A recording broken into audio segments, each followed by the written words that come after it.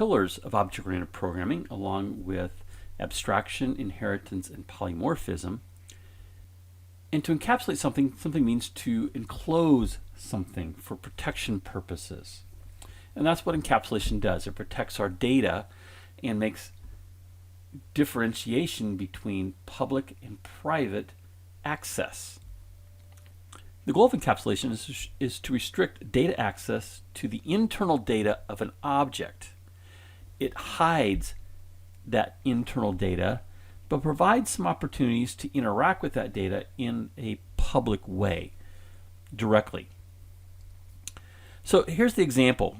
UML Diagrams. So we have a class card.cs. It's a class that we're going to create for a playing card. And we have some fields that we can put into that card class to keep track of things like the suit and the face value, the images that are being used for that particular card. And in the UML diagram, so all our fields are going to be here first, after the name of our object. And then little minus signs here means that it is private. But then we have some methods in this third box here, and those are publicly available, and so we have plus signs there. So the example is, we're going to create instances of our cards. We're going to shuffle our deck, and we're going to have a list. And list is kind of like an array. We'll get more into list in the next couple of weeks, but it's a little bit better than an array, a little more capable of things. But we can create a list of our type card, this object, and we might have 52 values of our deck, ranging from index 0 down to 51. And as we shuffle, we're going to have different instances of our 52 different cards. So each instance of deck can be accessed through the index variable, just like we did with arrays.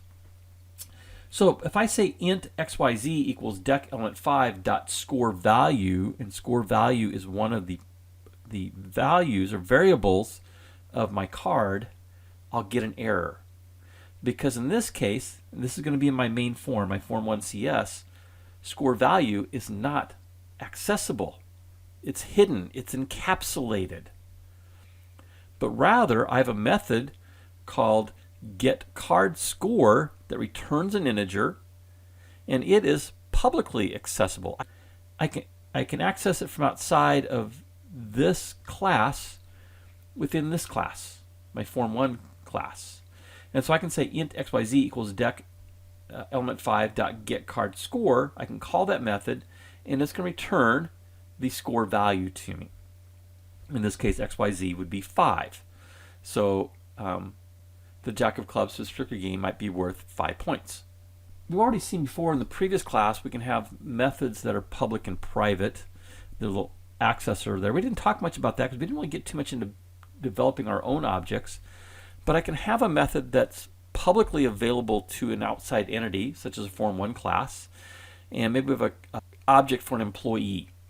And so I can have a class that's public that returns a string called get full name and years, and it's going to return a variable of ln, this dot first name plus a space plus this dot last name, this referring to the instance. And I can return that and concatenate to that a literal string of a hyphen, and then calculate years of service plus years. Now this calculate years of service is a method, and it's defined down here, but notice it's private. I can't call this method from Form 1, but within the class itself, this public method can call the method internally because it's private. And so it's okay to call this calculate years of service, and it's going to figure out how many days between the day this employee started and today. How many years of service would that be? And it's a decimal value. It might be 3.7. So within the class itself, our methods can be both public and private, and that restricts their access from outside of that class. Now going back to our class level variables, what we might call fields, oftentimes we make those private, as I did in the previous example, and then we have some methods that are public to get those values or to set those values. So think of this as a brick wall surrounding our data, or maybe a building of some sort, And our variables, our classable variables, are in this back room that's only accessible by authorized personnel. And those authorized personnel are only the methods of that class. I can't access campus directly from Form 1 or any other class. But I can access these two public methods, one which returns a string called getCampus, that's going to return the value of campus for that instance. And I can also set the value of campus by calling setCampus and passing it a string value and assigning that value to this.campus, because this line of this.campus is accessible through that authorized personnel only door. In most languages, we call these getters and setters, and that's really common in languages like Java. C# has the ability to allow you to create getters and setters when you're declaring your classable variables. But what we do is we declare a property with an uppercase letter, making it public, and we put here get and set inside the curly brackets with semicolons. And what that does, it sets up an internal class level variable that is private, or what we might call field, with the same name but lowercase, but sets up a public property with an uppercase. We've worked with properties in buttons and text boxes and so forth. That's how those are coded behind the scenes. So in Form 1 CS, I can access the campus property, and I can say my instance.campus equals SMCC, so I'm basically setting campus. Or I can also get the value of campus with saying my campus equals, my campus being a variable, my campus equals my instance.campus. And notice I'm using the uppercase letter here. It's accessing that public property, which is really in turn getting that private value of my variable. But it doesn't allow me to access the variable directly. Either way works, of doing it this way with the setting up the property, or setting up an internal private variable and then creating getter and setter methods to access that.